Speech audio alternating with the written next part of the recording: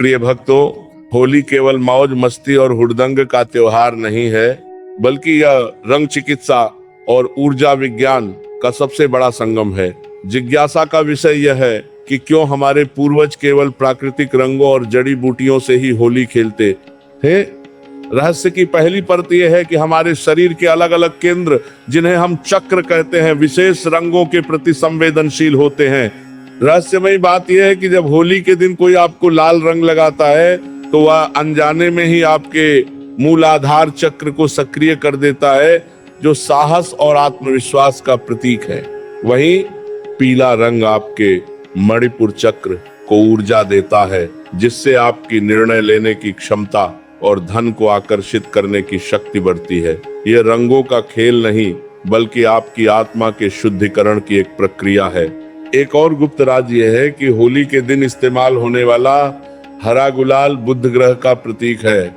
यदि आप व्यापार में उन्नति चाहते हैं तो इस दिन हरे रंग से होली खेलना आपके बौद्धिक विकास के मार्ग खोलता है। तांत्रिक ग्रंथों में उल्लेख है कि होली का दिन वह विशेष समय है जब वायुमंडल में सात्विक और तामसिक शक्तियों का संतुलन बदलता है और रंग हमारे शरीर के लिए एक सुरक्षा कवच का काम करते हैं। कहा जाता है कि यदि आप होली की शुरुआत अपने इष्ट देव के चरणों में अबीर सफेद गुलाल चढ़ाकर करते हैं तो आपके जीवन के सारे मानसिक क्लेश और तनाव उसी क्षण समाप्त होने लगते हैं। यह सफेद रंग शांति और सर्वोच्च चेतना का प्रतीक है।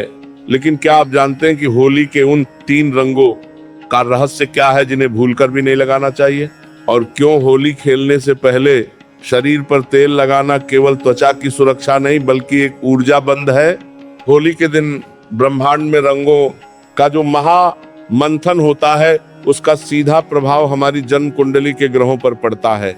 जिज्ञासा का विषय यह है कि क्यों कुछ लोगों के लिए होली के बाद तरक्की के द्वार खुल जाते हैं, जबकि कुछ लोग मानसिक तनाव में घिर जाते हैं। रहस्य की यह परत ग्रहों के रंग विज्ञान से जुड़ी है। रहस्यमयी बात यह है कि प्रत्येक राशि का एक स्वामी ग्रह होता है और उस ग्रह की अपनी एक विशेष ऊर्जा होती है।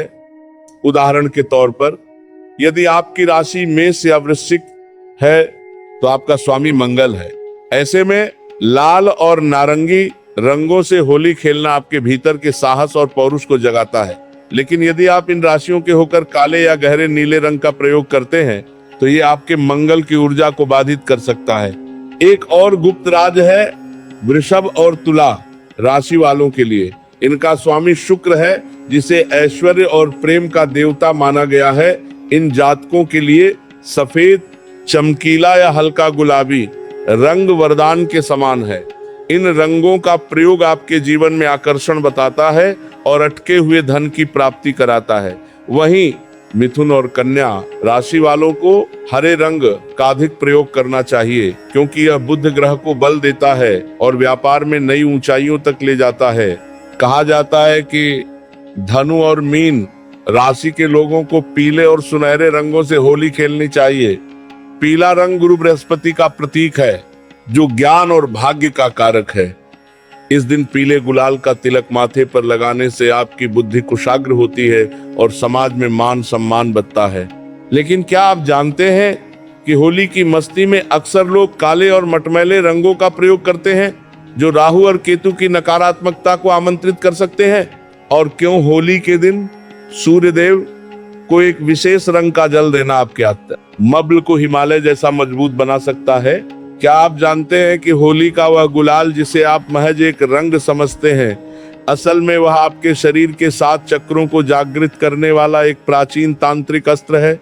अगर इस होली आपने सही रंग को सही विधि से नहीं लगाया तो आप न केवल एक बड़ा अवसर खो देंगे, बल्कि अपनी सकारात्मक ऊर्जा को भी व्यर्थ कर देंगे। अक्सर हम होली की मस्ती में इतने डूब जाते हैं कि अपनी ऊर्जा की सुरक्षा करना भूल जाते हैं। जिज्ञासा का विषय यह है कि क्यों हमारे पूर्वज होली खेलने से पहले पूरे शरीर पर सरसों का तेल या घी मलने की सलाह देते थे। रहस्य की यह परत केवल त्वचा को रंगों से बचाने तक सीमित नहीं है। रहस्यमयी बात यह है कि सरसों का तेल मंगल और शनि की ऊर्जा का प्रतीक है। जब आप इसे अपने शरीर पर लगाते हैं तो यह आपके रोम छिद्रों पर एक सुरक्षा कवच बना देता है।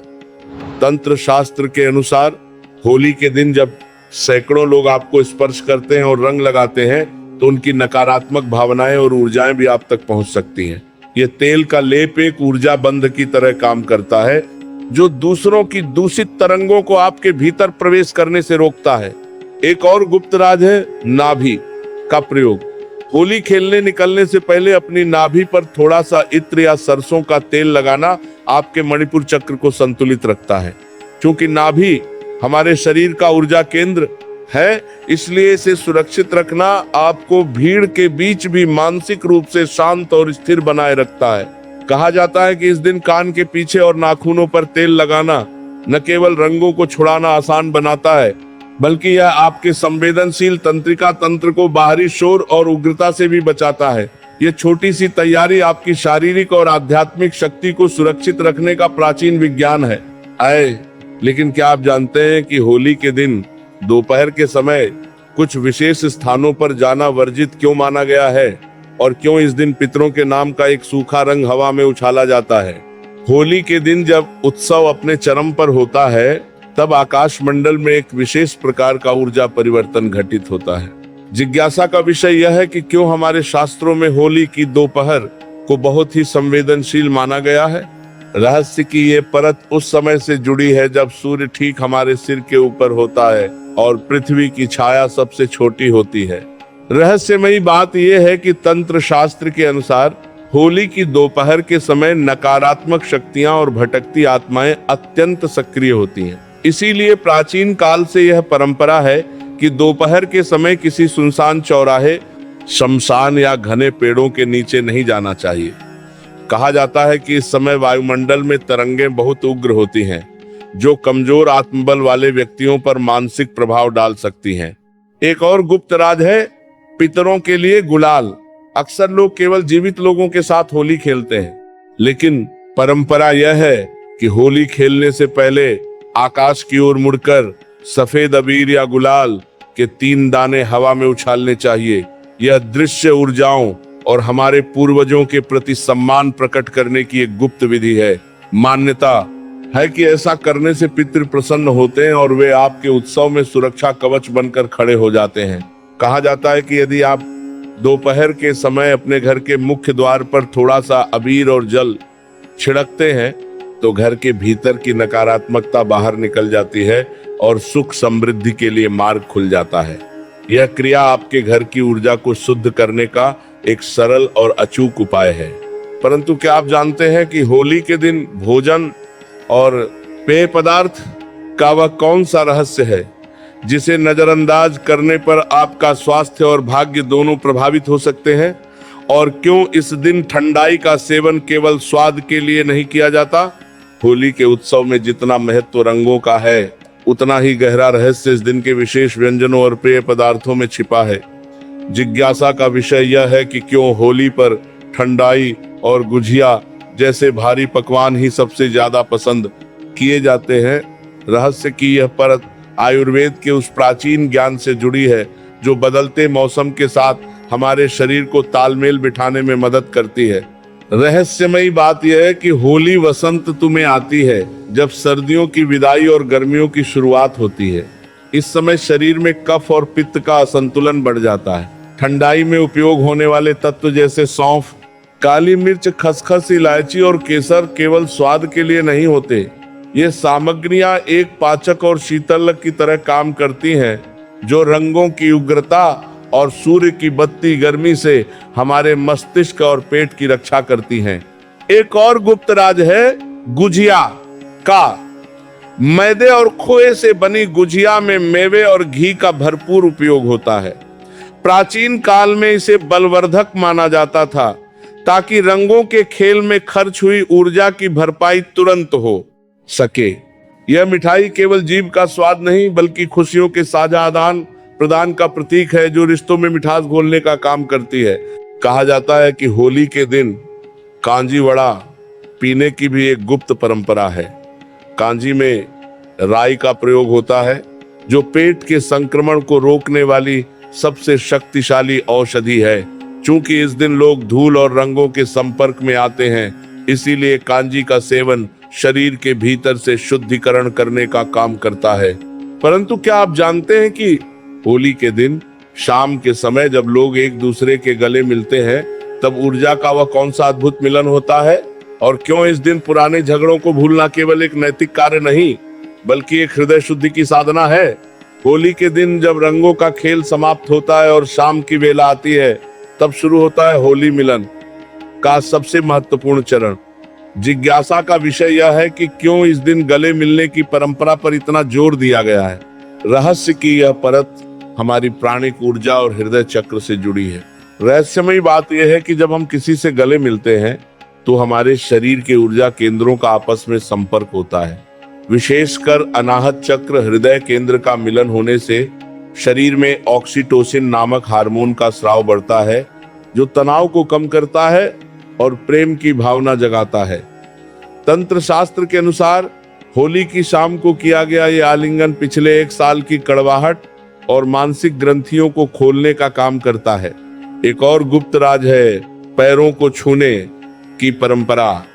जब हम अपनों से बड़ों के पैर छूकर गुलाल लगाते हैं तो ये केवल सम्मान का प्रदर्शन नहीं है, ये उनके शरीर की संचित सकारात्मक ऊर्जा को ग्रहण करने और अपने अहंकार को विसर्जित करने की एक विधि है। कहा जाता है कि इस दिन किया गया समर्पण व्यक्ति के भीतर विनम्रता का वह बीज बोता है जो उसे आने वाले पूरे वर्ष तक सफलता की ओर ले जाता है।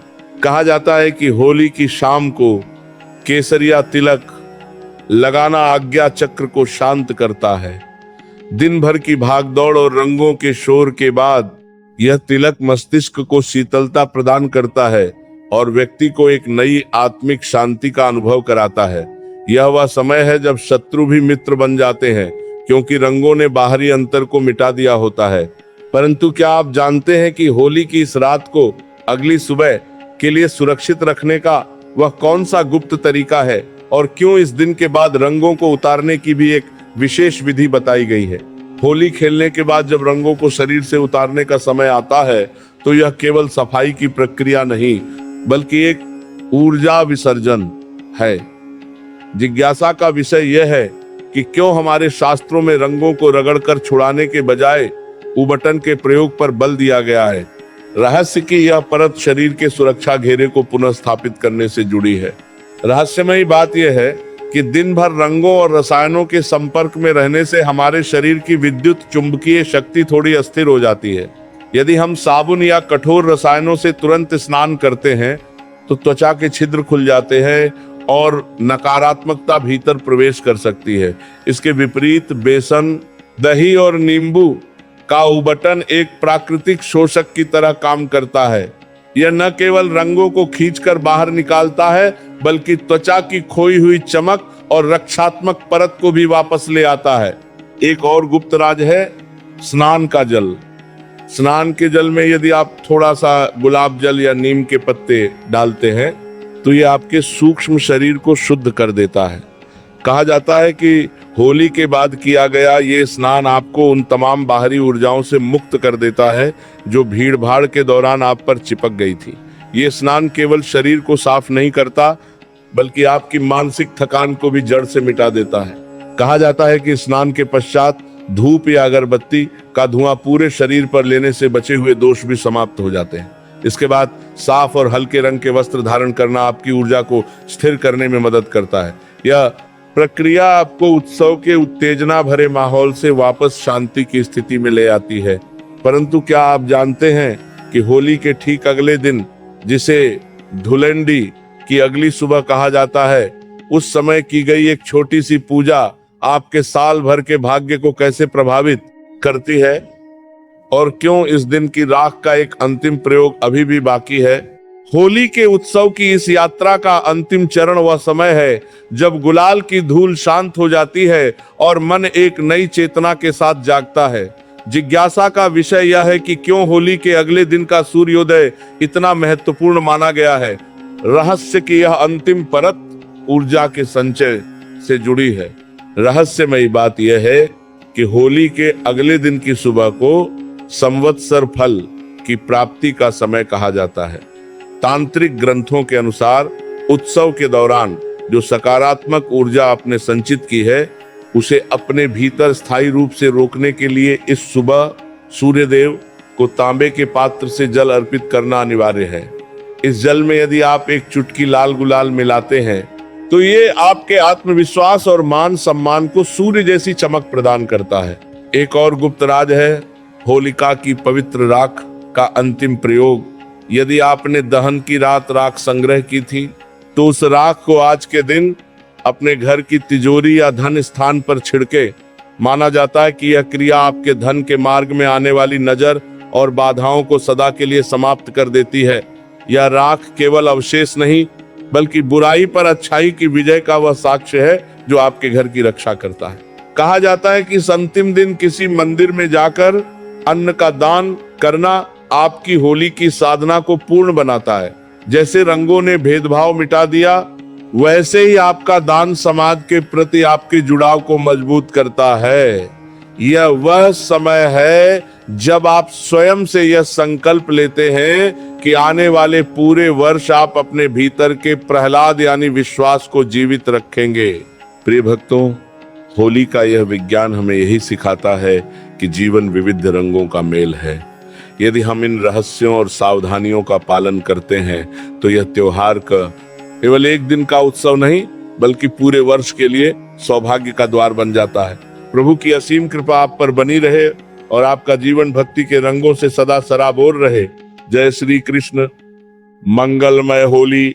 होली के हुड़दंग और रंगों के उत्सव के समाप्त होने के बाद जो सन्नाटा छाता है वह कोई साधारण चुप्पी नहीं है। जिज्ञासा का विषय यह है कि क्यों विद्वान और साधक होली के अगले दिन मौन रहने की सलाह देते हैं। रहस्य की यह परत उस मानसिक शोधन से जुड़ी है जो भारी ऊर्जा के आदान प्रदान के बाद अत्यंत आवश्यक होता है। रहस्यमयी बात यह है कि होली पर जब हम सैकड़ों लोगों से मिलते हैं और विभिन्न रंगों के संपर्क में आते हैं तो हमारा मस्तिष्क बहुत अधिक उत्तेजना का अनुभव करता है। तंत्र शास्त्र के अनुसार इस उत्तेजना को शांत करने और उस दिव्य ऊर्जा को अपने भीतर पचाने के लिए मौन सबसे बड़ा औषधि है। यदि आप होली के अगले दिन कुछ घंटे मौन रहते हैं तो आपकी वाणी में एक नई शक्ति पैदा होती है और आपका विशुद्ध चक्र कंठ केंद्र जागृत होने लगता है। एक और गुप्त राज है आंतरिक रंगों का दर्शन। कहा जाता है कि जो व्यक्ति होली की रात और उसके अगले दिन ध्यान में बैठता है उसे अपनी बंद आंखों के पीछे वही रंग दिखाई देते हैं जिन्हें उसने पूरी श्रद्धा से ईश्वर को अर्पित किया था। यह इस बात का संकेत है कि बाहरी रंग अब आपके भीतर के संसार का हिस्सा बन चुके हैं। यह अंतर्मुखी होने का वह क्षण है जहां आप अपने भीतर के प्रहलाद और हिरण्यकश्यप का साक्षात्कार करते हैं। कहा जाता है कि इस दिन सादा भोजन और जल का अधिक सेवन आपके शरीर के तंत्र को रीसेट कर देता है। रंगों के माध्यम से जो उपचार शुरू हुई थी वह इस शांति में पूर्णता को प्राप्त करती है। यह केवल विश्राम नहीं बल्कि एक नए व्यक्तित्व का पुनर्जन्म है। दोस्तों, परंतु क्या आप जानते हैं कि इस पूरी यात्रा का वह 10वां और अंतिम सत्य क्या है? वह कौन सा एक गुप्त कार्य है जो यह सुनिश्चित करता है कि अगले साल की होली तक आपके घर में सुख और समृद्धि का दीपक जलता रहे? होली के इस 10 भागों के महा सफर का अंत उस रहस्य के साथ होता है जो आपकी पूरी मेहनत और श्रद्धा को एक परिणाम में बदल देता है। जिज्ञासा का विषय यह है कि क्यों होली के समापन पर वृक्षारोपण या किसी नए जीवन की शुरुआत को इतना महत्व दिया गया है। रहस्य की ये अंतिम परत निरंतरता से जुड़ी है।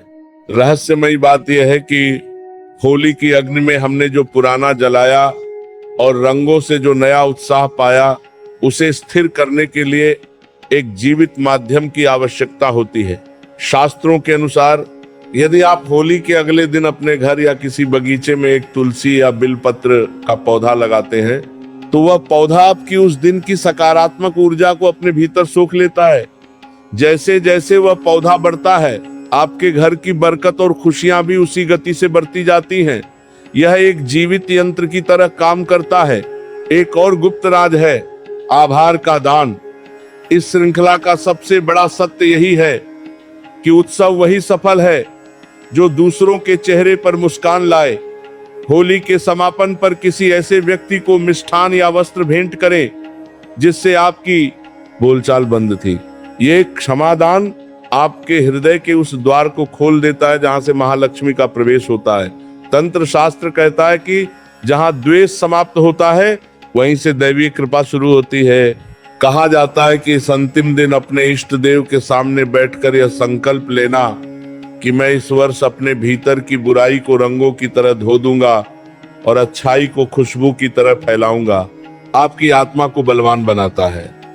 यही वह महा मंत्र है जो ये सुनिश्चित करता है कि अगली होली तक आपका घर धन धान्य और प्रेम से भरा रहे। प्रिय भक्तों, रंगों का यह उत्सव आपके जीवन में केवल बाहरी चमक नहीं बल्कि आंतरिक रूपांतरण लेकर आए, यही हमारी मंगल कामना है। याद रखिए, आप स्वयं ब्रह्मांड के सबसे सुंदर रंग हैं।